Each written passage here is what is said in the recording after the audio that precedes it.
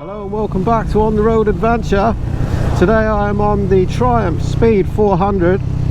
Had this one now a couple of weeks on loan from Triumph along with the Scrambler 400, and I thought I should take a moment and do a review for you guys, let you know what I thought of it, let you know the pros and the cons that I found over using this thing over the last couple of weeks. Triumph 400 Speed then. We've been riding this one for a couple of weeks along with the Triumph 400 Scrambler. I've already done a review on that one, so you can find that on the channel if you're more interested in that bike. But both bikes are very similar, slightly different styles, and you know there's a couple of differences that I've pointed out on the other videos. So firstly, let's take a look over this Triumph 400. We'll see what it's all about, and we'll have a chat about it, and I'll let you know what I thought over the last couple of weeks using it. Now, first things first is curb appeal. The Triumph 400 in the black and gold, you know, I think we can all agree, looks fantastic. It's only a smaller CC bike, but this one really does look the part and will fit in with any other motorcycle. The classic features like the round headlight and those round mirrors, bar end mirrors there, you know, it is unmistakably Triumph, despite the fact that it's actually made by Bajaj in India. The clock again, so standard Triumph. It doesn't look quite as premium as some of the bigger Triumphs, but it really does hold that Triumph style well, I think. And just so that you're not mistaken, I love all the little touches like the Triumph emblem on the bar brace there. Again, on the fuel tank we've got the Triumph logo looking really nice, and you have to say the paintwork and the finish on the tank, really lovely. While we're on the subject of quality, fit and finish, take a look at this really nice seat. It's incredibly comfortable, really soft and padded. The stitching looks really nice, and then at the back we've also got the Triumph logo. At the heart of the bike we've got this lovely single cylinder 40 horsepower engine with the Triumph emblem and the traditional black finish on the casing. And coming out this side of the engine we have that lovely stainless steel exhaust system, which really does sound very nice indeed. It has to be said that this bike does make you feel like a little bit of a hooligan, especially through the towns and city centres, built up areas. The note really does resonate off of the buildings. Up front we've got this rather large single-sided disc with the Bibri twin pot caliper, and at the rear we've got a smaller disc with a single pot caliper. Those big chunky gold shocks up front look fantastic. They are not adjustable though, but on the rear you can adjust the preload.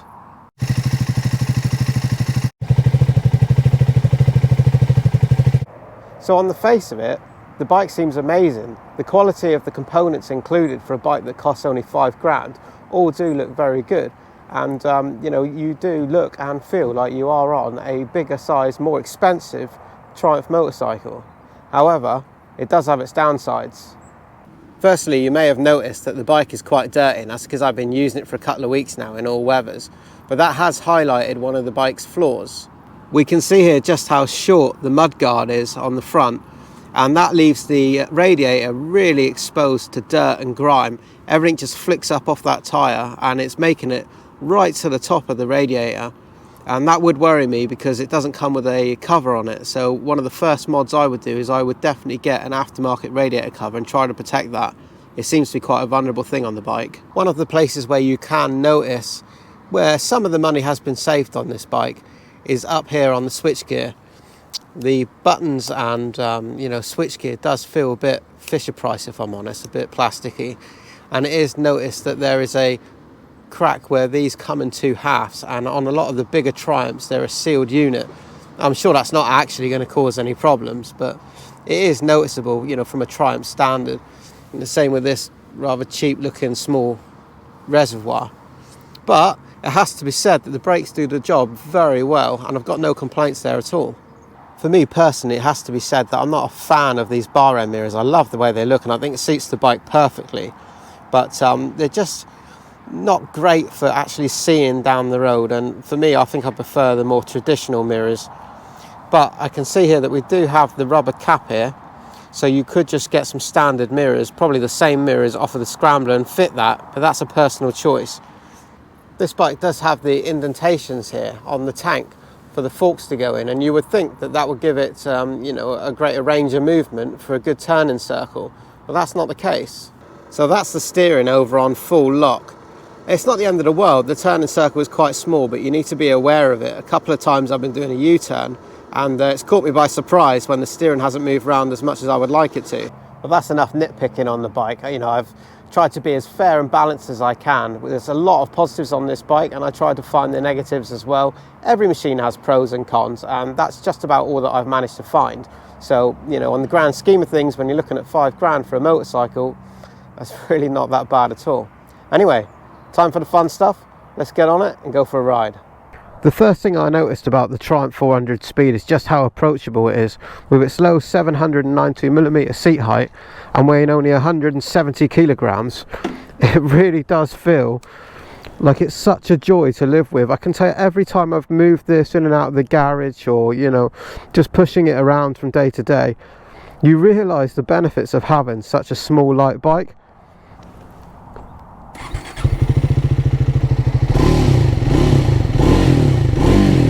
Lovely sound from that single cylinder 40 horsepower engine. Now, a common complaint with this bike is that the gearing is very short, and you know, first gear is almost non-existent. You almost don't need it at all.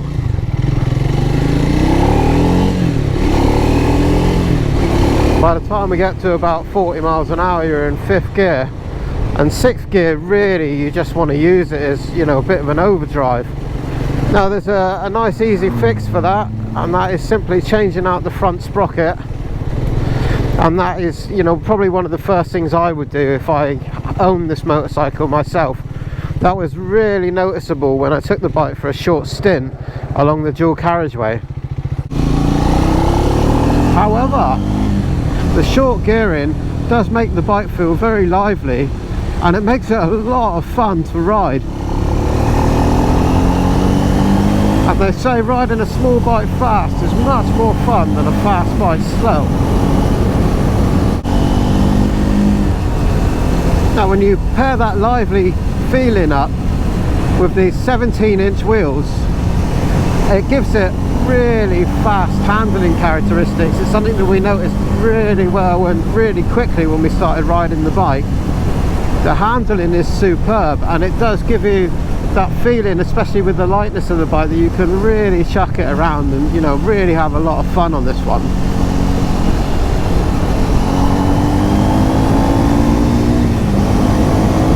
Just enough power there to give you the confidence to make the overtakes when you need to.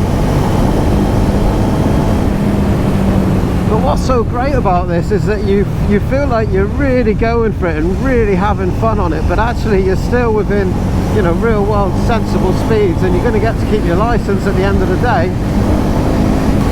The thing about motorbikes for all of us is that it's just about having fun and putting a smile on your face, and you don't have to be doing 130 miles an hour to do that. And what's crazy is, along with all of this fun and fast handling, is amazing fuel economy. I mean, I have been really using this bike, and you know, I have not been looking after the fuel economy at all. And even with me on it, I'm still achieving 80 miles to the gallon. So that is a lot of fun per pound when it comes to a monetary value. I know we keep going back to that, but surely that is going to be one of the big draws for this bike. It is Triumph's entry-level bike, and it is suitable for the A2 market. So I think it'll be a fantastic bike to have if you've just done your A2 license. But also, you know, I'm a full license holder. I'm having a blast riding this thing down the A roads. This is where this bike belongs. This is where the fun is to be had. But I think people of all ages would enjoy this, you know. Older riders as well, who don't want all the technology and, you know, don't want a massive 230 kilo 1300cc bike. This is a winner. Now, I mentioned earlier on about the bike feeling physically small and lightweight when you approach it and get on it. But I'm 5'7", and I would say that the bike, it's really comfortable. It still gives you quite an upright position. It's not as big and upright as the Scrambler. If you're, I don't know, if you're 6 foot or more, I would probably opt for the Scrambler. You might find this one a little bit small, but there's plenty of leg room on this one. The bars are a nice good width apart, nice wide bars. I always like that, and that makes for really good handling. Now, on the subject of comfort for the rider, another modification that I would definitely make on the Speed 400 would be a windscreen. It's fine on A roads like this, but as soon as you get onto dual carriageways, if you need to, you really do notice that. Combine the windscreen with the front sprocket for better gearing and bring those revs down.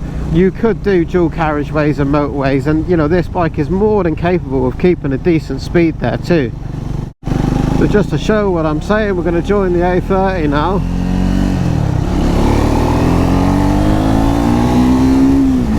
Plenty enough poke to get the bike up to speed really quickly, and then some. But you do feel like you are using all of the revs that this little bike has available. It runs out of gear and puff really quickly. So we'll settle down now at 70 miles an hour, about 6,000 revs in 6th gear. The bike definitely has plenty more to give, but after about 65-70 miles an hour, it's not really a pleasant place to be anymore. Although it will do more than that, the vibrations, especially through the foot pegs, really do become bothersome, and you wouldn't want to do it for very long. But that's not what this bike is sold to for. It's not designed for massive tours, although you could do that, but my preference would be stay off the main roads, go slow, see more. I think what Triumph and Bajaj in India have created here between them is a perfect example of KISS. Keep it simple, stupid. Now when you think about it, this bike does absolutely everything that most people need it to do. It's a perfect commuter. It's great if you want to go for rides on Sunday with your mates. It's loads of fun flying through all the twisties and the A roads. Yeah, sure, you could ride this and go to the Alps if you wanted to as well. There's plenty of aftermarket parts and, you know, panniers and things like that you can buy to go for it. It's perfect for an older gentleman who doesn't want all the tech and all the complications. It's perfect for a younger rider who's just passed their A2 license, and it's perfect for somebody right in the middle. There's no complicated electronics. It's a really easy machine to use. It's a really easy machine to get on with daily. It's got long service intervals. What more can you ask for? And it's not going to break the bank getting hold of one for yourself either, at only £5,000. There aren't very many motorcycles that can offer all of that in such a nicely wrapped up package. And let's face it, the bike still looks fantastic with that Triumph badge written on the side. Now, I've said this before, I know that this bike is made in India, and there are always concerns about, you know, the quality of components and bits and pieces, but for me it says Triumph on the tank, it says Triumph on here, and therefore I have the confidence to buy this bike and know that Triumph are going to be able to give you good customer service and after sales, and you know, they will have the parts available for you. I think Triumph would be taking a very silly and unnecessary risk to have something built with, you know, substandard quality components, or to provide the bikes to you out of their Triumph showroom and break their reputation by not being able to fix it for you because they can't get the parts. I have complete confidence in Triumph. Anyway, that is the Triumph Speed 400. I hope that video has been useful for you, answer some questions, give you an idea what it's all about. My advice is always, if this is a motorcycle that you're interested in, get yourself out on one, go for a test ride yourself. It's only really your own opinion that matters, not somebody on YouTube. I'd like to thank Triumph UK, who have sent us both this Speed 400 and the Scrambler 400 to use and, you know, tell you what we think about it. And hopefully we've done that over the last couple of weeks. There's plenty of other videos on the channel for you. So thanks for joining me. Hit subscribe if you haven't already. Give us a thumbs up right in the comment section below. what you think about the bike, and I'll see you again in the next one. Love you, bye.